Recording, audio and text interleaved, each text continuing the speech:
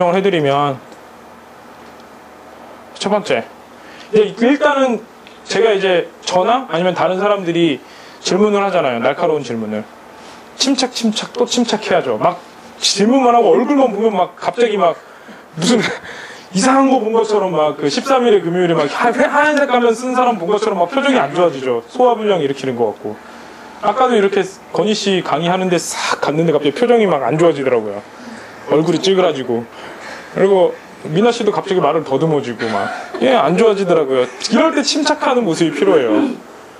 그쵸? 그 다음에 청중의 반응을 좀 읽고, 이 사람 왜 질문했나. 그 다음에 항상 이런 건 중요한 게 연습.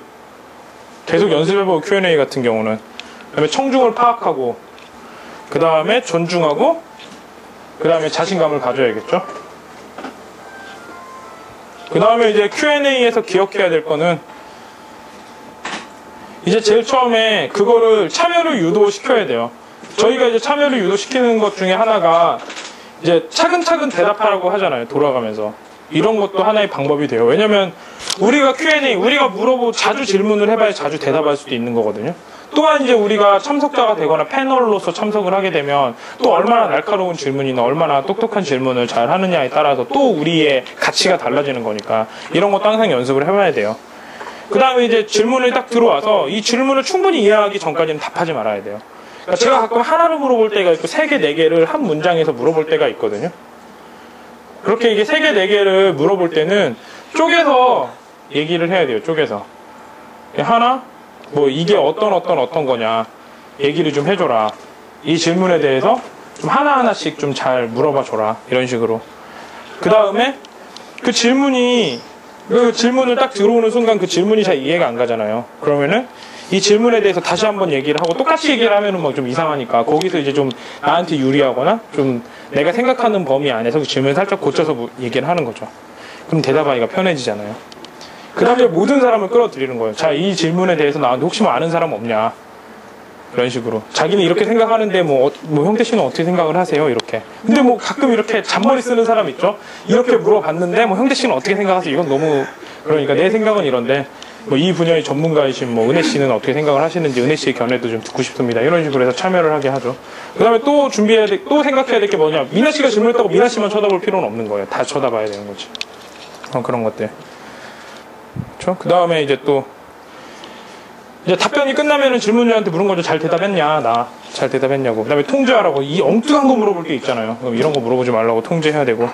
그다음에 간단히 하고 대답은. 그 다음에 답변할 때 웬만하면 이제 질문자 이름을 알면 누구누구씨 이렇게 이름을 부르는 것도 좋은 거고. 그 다음에 강력한 보디 랭귀지, 그 다음에 아이 컨택 뭐 이런 것들이 중요하다고 합니다.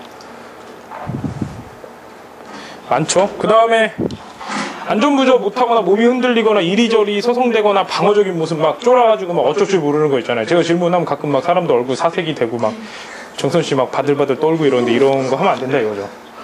부정적인 질문은 반문을 통해서 막 말도 안 되는 부정적인 질문이 있거든요. 뭐 이게 뭐 맞는 거라고 생각하냐, 지금 그렇게 물으셨냐고 다시 이렇게 반문을 해서, 아니면 뭐 이건 이런 뜻에서 물으신 거냐고 이렇게 반문을 통해서 질문을 좀 완화시키는 방법도 있죠. 그 다음에 이제 또 얘기를 했는데 가끔 제가 이렇게 한번 실험을 해볼 때가 있거든요. 한번 이렇게 강하게 말도 안 되게 이렇게 억울하게 물어봐요. 그럼 이제 사람들이 처음에는 막 억울해서 고개 숙이고 있다가 나중에 막 이럴 때 있잖아. 너 그렇게 말 안 했잖아. 이렇게 말했잖아. 라고 얘기를 할 때 그렇게 해줘야 되는 거예요. 부정확하게 받은 내용은 아니라고 얘기를 할 줄 알아야 돼요. 그때 내가 이렇게 말을 했다고 정정을 해야 돼요. 그 다음에 그릇된 가정. 이 사람이 잘못된 가정으로 얘기를 하는 거 있잖아요. 예를 들어서 뭐 제가 저번에 협상 강의할 때는 이렇게 하더라고요. 협상이나 이런 것들은 그냥 무조건 양보해야 되는 거 아니냐. 왜냐면 저렇게 상대방이 사기치면 나중에 하느님이 벌 주지 않냐. 뭐 이런 말도 안 되는 가정을 하는 거죠. 벌 안 받죠. 생각보다 빨리. 하느님이 그거 벌 주는지 딴 거 벌 주는지 모르잖아요. 하느님이 제일 많이 벌 주는 건 하느님 안 믿는 거지. 그건 다음에 벌 주는 거잖아요. 그러니까 이런 것들. 이런 가정들을 바로 잡아야겠죠. 가정이 잘못되면 내용이 잘못되는 거니까. 그 다음에 잘못된 결론은 고쳐주는 거. 이 사람이 잘못된 결론 내리는 것들. 뭐 이런 것들을 좀 기억을 하면 좋죠. 좀 많죠. 그 다음에 민감한 정보를 다룰 때. 그렇죠. 막 그 뭐 회사나 뭐 지금 사회를 뭐 어떻게 생각하냐는 등 뭐 되게 민감한 질문이 있어요. 이거 말하면은 마치 책임 많이 져야 될 것 같은 거. 이런 것들에 대해서 말할 수 있는 것과 없는 것에 대해서 얘기를 해야죠. 뭐 회사의 비밀에 대해서 알려주세요. 막 이런 것들에 대해서는 이렇게 할 수 없죠.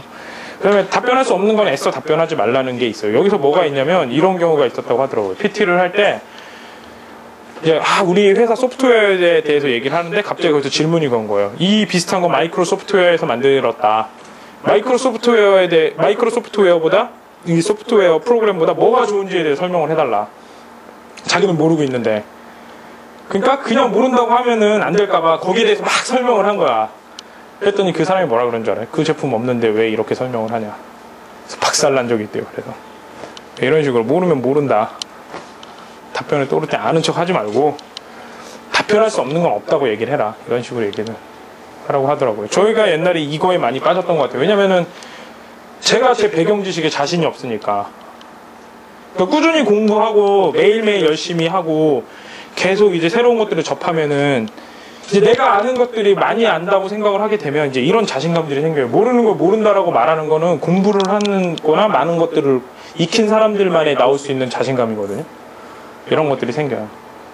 아니면 막 화내잖아. 막 모르는 거 얘기하면 괜히 화내잖아요. 막 모르는데 물어봤다고. 이런 것들. 그쵸? 자꾸 이런 거만 물어본다고. 그 다음에 이제 또 강력한 질문이 들어왔을 때 뭔가 생각을 많이 해야 될 때 어떻게 시간을 끌어야 되나. 첫 번째, 호흡.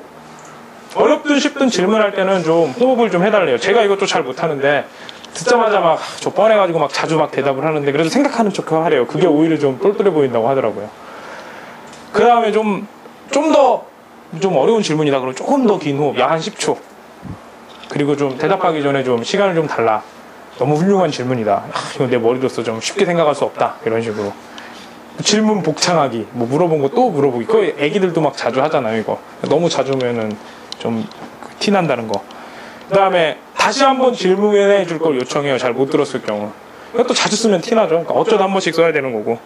그 다음에 답변은, 제가 이거 조금 있다가 설명을 해주겠다. 좀 지금 바로 좀 쉬는 시간에 내가 뭐 좀 알아본 다음에 정확하게 말씀을 드려야 되니까 대강 이런 내용 같은데 이러면서 넘기면 되겠죠. 그 다음에 또 이제 전체를 향해서 저 이거 이런 거 같은데 뭐 아시는 사람 있으면 얘기해달라. 질문하는 사람한테 되물어보는 경우도 있고 도대체 이 질문을 왜 하셨는지 지금 저는 이 질문의 요지에 대해서 잘 모르겠다. 좀 명확하지 않은데 혹시 뭐 이런 것 때문에 하신 건가 이런 걸 좀 물어보면 쉽겠죠. 아니면 보통 질문이 어려운 이유는 질문한 사람이 무슨 말도 안 되게 막 좀 명확하지 않게 질문을 해서 그렇거든요. 그 질문을 좀 명확하게 해주면 제 답변할 수 있는 것들이 많아지겠죠. 지금 우리나라의 현상에 대해서 어떻게 생각하십니까? 이런 무엇을 말을 하는지 모르잖아요. 그럼 뭐 우리나라의 경제 현상에 대해서 얘기를 하는 건지 아니면 경제에서 뭐 우리나라 뭐 예를 들어서 뭐 요식업계에 대한 현상에 대해서 얘기를 하는 건지 또 요식업계에서 뭐 중국 요리에 대한 현상에 대해서 얘기를 하는 건지 이런 식으로 이제 쪼개서 물어보는 거죠. 그렇죠? 그 다음에 좀 작전 타임 쉬었으면 좋겠다. 쉰 다음에 알려주겠다.